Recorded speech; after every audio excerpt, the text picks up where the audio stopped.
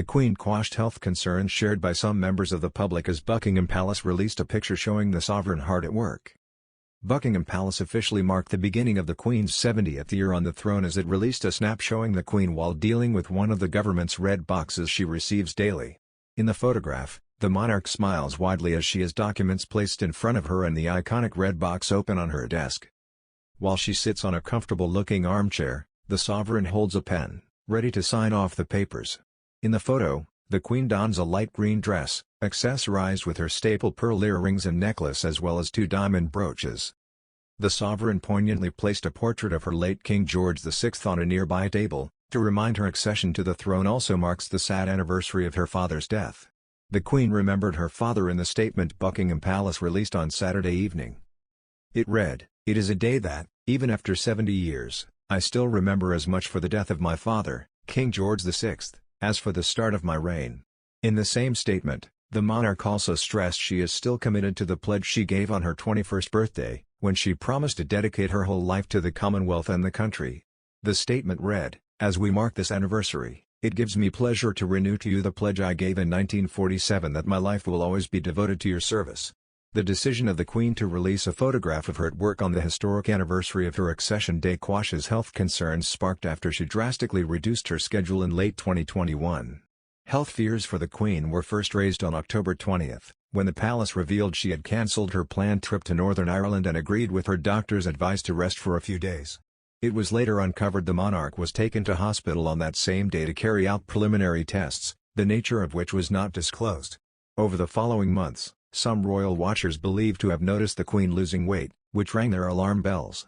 From October 20 to January this year, the Queen did not carry out an engagement outside of palace walls. However, she took part in several in-person and virtual meetings and audiences.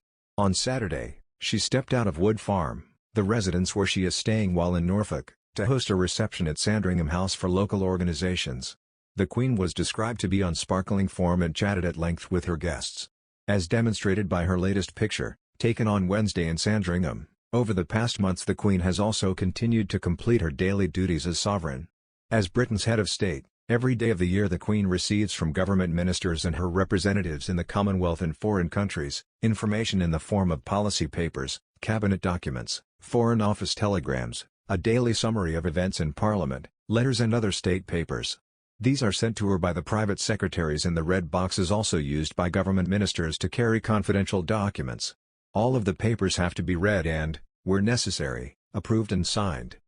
The photograph was shared alongside a video, which shows the monarch's private secretary, Sir Edward Young, handing the Queen some papers including the schedule for the recent reception she hosted. The Queen rumor rumbling over a body language expert concern. The Queen maintained her stoic posture despite showing signs of her age as she celebrates 70 years on the throne.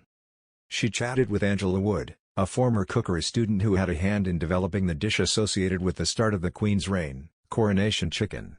The monarch invited a host of volunteers and members of the local community to the King's Lynn estate as part of the Jubilee celebrations.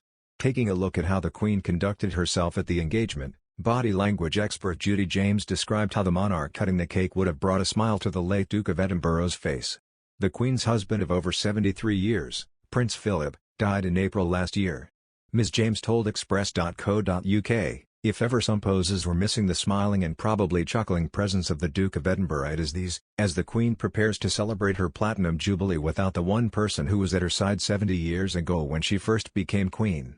The humor as sticks a knife into the cake would not have been lost on him as it is so similar to the moment when the Queen chose to wield a large sword to cut a cake at the Eden Project recently.